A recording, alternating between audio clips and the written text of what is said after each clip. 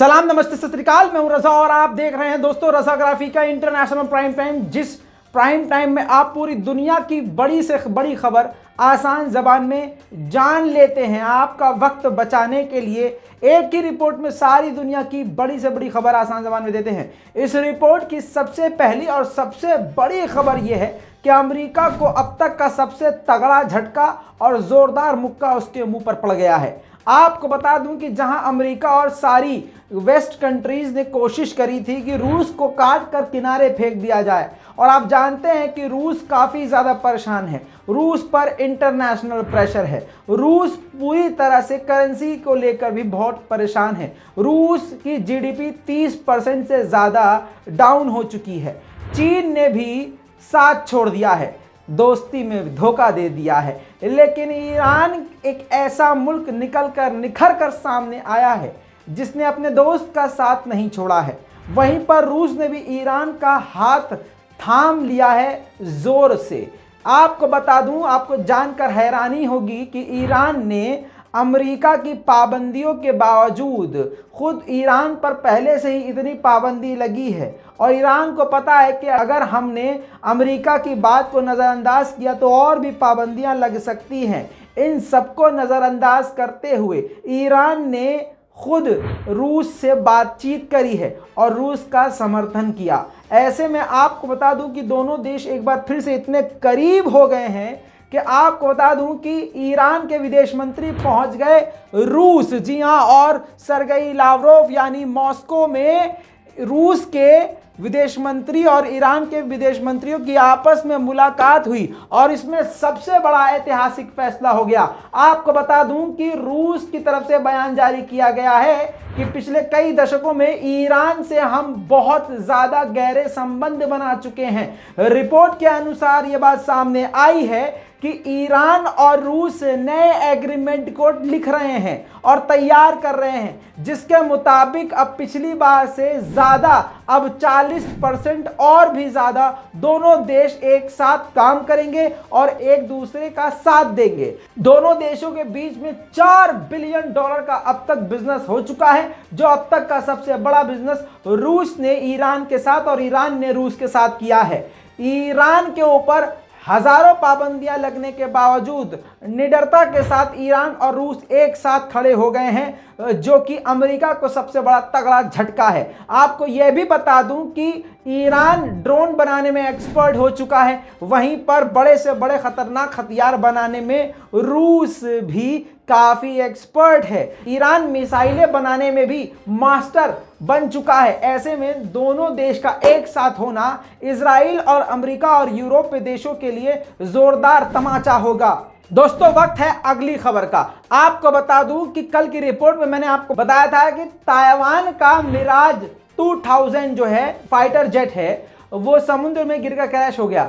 इसी दौरान एक बार फिर से चीन ने लगभग 13 फाइटर जेट दोबारा से ताइवान के अंदर अपने घुसा दिए, यानी एक बार फिर से चीन ने ताइवान के अंदर घुसपैठ कर डाली। ऐसे में आपको बता दूं कि ताइवान रुका नहीं, झुका नहीं, डरा नहीं, उसने अपना फाइटर जेट चीन के फाइटर जेट के पीछे दौड़ा दिया। इतना ही नहीं, रिपोर्ट के अनुसार ये जानकारी मिली है कि ताइवान ने अपनी मिसाइलों का मुंह भी खोल दिया था और अटैक करने के लिए तैयार था। आपको बता दूं कि जिन चीन के फाइटर जेट ने ताइवान के अंदर घुसपैठ करी वो इस प्रकार है: 7 फाइटर जेट J-10, जी हां, इसके अलावा 5 J-16 फाइटर जेट, इसके अलावा एक Y-8 इलेक्ट्रॉनिक वॉरफेयर। दोस्तों, इन खतरनाक फाइटर जेट के साथ घुसपैठ ताइवान के अंदर चीन ने एक बार फिर से की। दोस्तों, अगली बहुत बड़ी खबर है। ईरान ने बहुत बड़ा खुलासा किया है। आपको बता दूं कि अभी याद होगा कि कुछ दिन पहले ईरान ने 12 मिसाइलें इराक के इरबिल के इलाके में मारकर कहा कि हमने इसराइल और अमेरिका के ठिकानों को निशाना बनाया है, जहां पर मूसाद स्पेशल ट्रेनिंग दे रहा था। आपको बता दूं कि ईरान ने उसकी जिम्मेदारी भी ली ऑफिशियली तौर से, और कई सारे मुल्कों ने, वो रिपोर्ट आपने देखी होगी तो आपको समझ में आ गया होगा, वो सब मैं आपको एक्सप्लेन कर चुका था। आपको बता दूं कि कई सारे देशों ने ईरान का विरोध भी किया, लेकिन ईरान अपनी बात पर डटा रहा। अब ईरान ने खुलासा किया है, सबसे बड़ा आपकी स्क्रीन पर रिपोर्ट।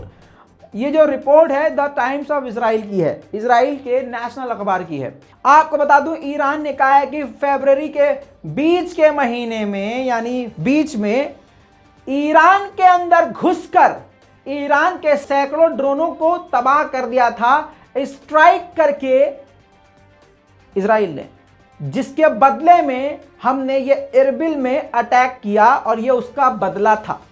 जानकारी के मुताबिक जो अब जानकारी आई है, इजराइल के 6 ड्रोनों ने ईरान के अंदर घुसपैठ करते हुए ऐसी जगह पर अटैक किया था, स्ट्राइक किया था जहां पर ईरान के सैकड़ों ड्रोन तबाह हो गए थे। ईरान का सबसे बड़ा नुकसान हुआ था, लेकिन ये दुनिया के सामने खबर नहीं आई।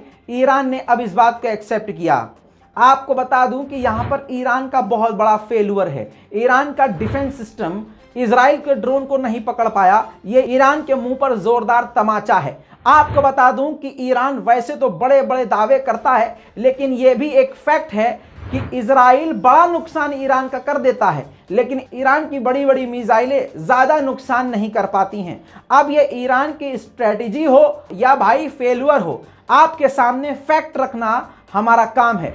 अब आपको बता दूं कि ये इरबिल में जो अटैक किया गया था, इसमें भी इजराइल और अमेरिका का नुकसान काफी बड़ा नहीं हुआ है, लेकिन ये बात साफ साफ सामने आई है कि कई अमेरिकी और इजरायली घायल हुए हैं और मृतक जो हैं यानी जो लोग मर गए हैं उनकी संख्या हमेशा ही ये दोनों देश यानी इजराइल और अमेरिका छुपाते हैं। बहरहाल वक्त है अगली खबर का। दोस्तों आपको बड़ी खबर बताता चलूं, ईरान ने बड़ा दावा किया है और यह खबर खुद इजराइल के अखबार ने छाप दी है। आपको बता दूं कि ईरान ने कहा है कि उसके फोर्डो न्यूक्लियर जो प्लांट है, जो अंडरग्राउंड है, उसको तबाह और उस पर तोड़फोड़ करने के लिए इजराइल का एक जो नेटवर्क काम कर रहा था, उसका एक सदस्य उसको गिरफ्तार कर लिया है और उससे पूछताछ जारी है, जिसमें यह बात क्लियर हो गई है कि ये इजराइल की एजेंसी से जुड़ा हुआ शख्स है जो ईरान के अंडरग्राउंड न्यूक्लियर फैसिलिटी में तोड़फोड़ करके उसको तबाह करना चाहता था। दोस्तों अब इस रिपोर्ट की सबसे हाईलाइट और सबसे बड़ी खबर आपको बता दूं कि इजराइल ने सबसे बड़ा दावा किया है और माना है कि उस पर आज तक का, अब तक का इतिहास में सबसे बड़ा साइबर अटैक हुआ है। क्योंकि आपको बता दूं, आपकी स्क्रीन पर रिपोर्ट मौजूद है, इजराइल ने कहा कि उसकी सरकारी वेबसाइट पर साइबर अटैक हुआ, जो कि 1 घंटे तक ये अटैक जारी था। सरकारी वेबसाइट पूरी तरह से हैक हो गई थी, डेटा नेटवर्क पूरी तरह से ब्लॉक हो चुका था और वेबसाइट इनके कंट्रोल में नहीं थी। लगभग 1.5 से 2 घंटे वापस उसको अपने कंट्रोल में इजराइल को लेने में लगा। यहां पर एक जानकारी आपको देता चलूं कि अब तक किसी भी देश ने इसकी जिम्मेदारी नहीं ली है। इजराइल ने अभी तक किसी देश का नाम नहीं लिया है, लेकिन अगर सूत्रों की माने तो इसके पीछे ईरान है। आपकी जानकारी के लिए एक और बड़ी खबर देता चलूं, आपकी स्क्रीन पे जेरूसलम टाइम पोस्ट यानी इजराइल के अखबार में यह बात छप चुकी है कि इरबिल के जिस इलाके में ईरान ने अटैक किया, ईरान के मददगारों ने यानी ईरान के फाइटर्स ने जो इरबिल के आसपास यानी इराक में रहते हैं, उन्होंने एक बार फिर से दावा किया कि जिस बिल्डिंग पर ये जो आप स्क्रीन पर देख रहे हैं, ये टूटी फूटी जो बिल्डिंग आपको नजर आ रही है, जो एक खंडर में तब्दील हो गई है, बताया गया, दावा किया गया दोबारा से ईरान की तरफ से, ईरान के लड़ाकों की तरफ से कंफर्म किया गया कि इस बिल्डिंग में मूसाद यानी यहूदी लोग मौजूद थे। अब बिल्डिंग से आप समझ सकते हैं कि अगर बिल्डिंग का ऐसा हाल है तो ऐसा मुमकिन ही नहीं है कि यहां पर कोई शख्स हो और वो घायल भी ना हो या उसकी मौत ना हो। दोस्तों एक और जानकारी आपको म्यांमार के बारे में देता चलूं। म्यांमार को शायद आप भूल गए हैं और म्यांमार के बारे में आपका भाई सबसे ज्यादा अपडेट दे रहा था। अब एक बार नया अपडेट आपके सामने लेके आया हूं। आपको बता दूं कि म्यांमार के ऊपर रिपोर्ट एक आई है, जिस रिपोर्ट के अंदर यह दावा किया गया है कि वर्ल्ड वॉर 2 के बाद ऐसे खतरनाक हमले सिविलियंस के ऊपर ही खुद म्यांमार की सेना कर रही है।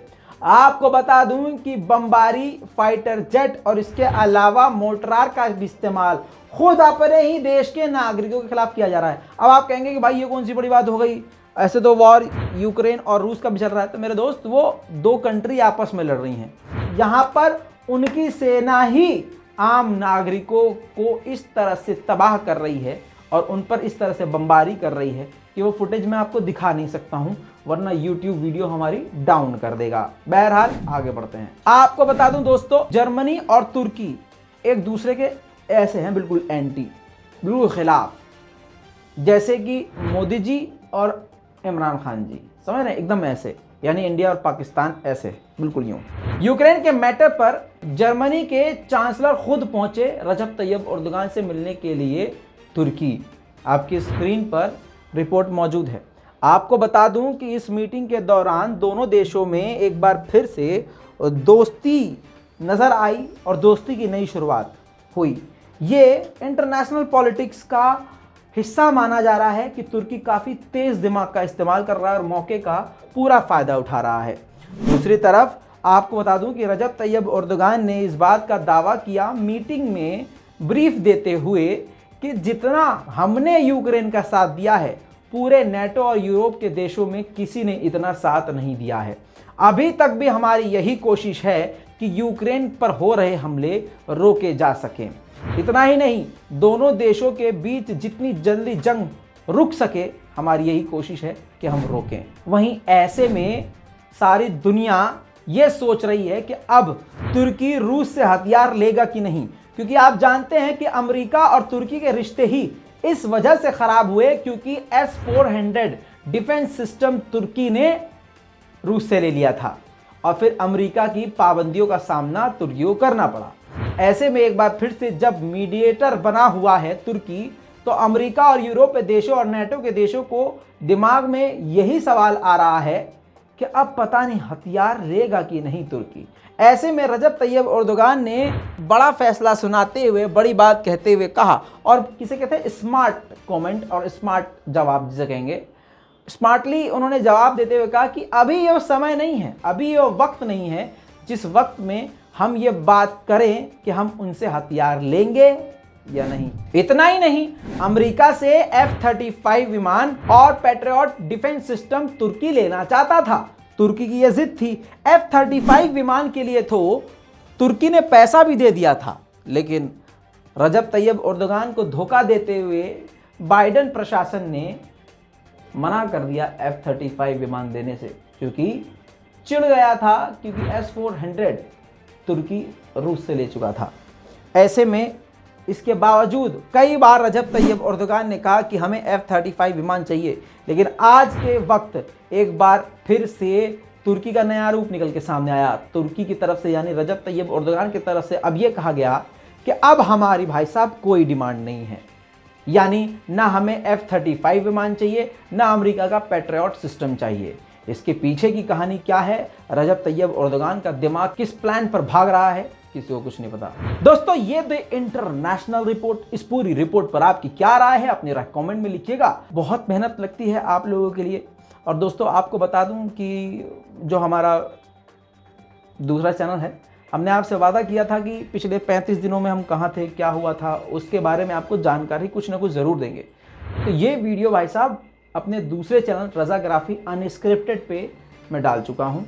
आप जाके देख सकते हैं, समझ सकते हैं, सारे मामलात को जान सकते हैं। अगर आपने हमारे इस चैनल को सब्सक्राइब नहीं किया है रज़ाग्राफी अनस्क्रिप्टेड, तो प्लीज़ कर लीजिए। यहाँ पर हम कह के अपलोड नहीं करते हैं, जैसे ही मौका मिलता है पोस्ट कर देते हैं। और इस चैनल को वही सब्सक्राइब करें जो मुझे अपना छोटा भाई, अपना दोस्त समझते हैं, क्योंकि इस पे बिल्कुल मैं आपके सामने ऐसा हूँ जैसे मैं आपके परिवार का हिस्सा। बहरहाल, इस पूरी रिपोर्ट को शेयर कीजिएगा। एक बात और, हमारे चैनल पर भले ही हमने काम शुरू कर दिया है, लेकिन अगर आप सोच रहे हैं कि हम पैसा कमा रहे हैं, तो ये हमारे लिए बहुत बुरी और आपके लिए भी बड़ी बुरी खबर है कि ऐसा फ़िलहाल नहीं हो रहा है। ज़्यादा नहीं बोलूँगा, समझदार को इशारा काफ़ी है। बहुत तेज़ नज़रें हैं गवर्नमेंट की हमारे ऊपर, जिसकी वजह से जो अर्निंग थी, जो चीज़ें हो रही थी, वो काफ़ी ज़्यादा पॉज हो गई है। तो हमारी टीम के लिए अगर आप सोच रहे हैं कि हम बहुत कुछ कर रहे हैं, तो ऐसा कुछ नहीं हो पा रहा है। हमारे नाम से बहुत लोग पैसा ले रहे हैं और लिए हैं लोगों ने, मुझे जानकारी दी है। मैं नाम नहीं लूँगा उन लोगों का, क्योंकि वो बेचारे बहुत मिडिल क्लास फैमिली से या बहुत किसी छोटे मोटे गांव से हैं। मैं उनको अच्छे तरह समझ चुका हूँ, जान चुका हूँ, जानकारी निकाल चुका हूँ। लिहाजा भाई, हमारा बार कोड ये है।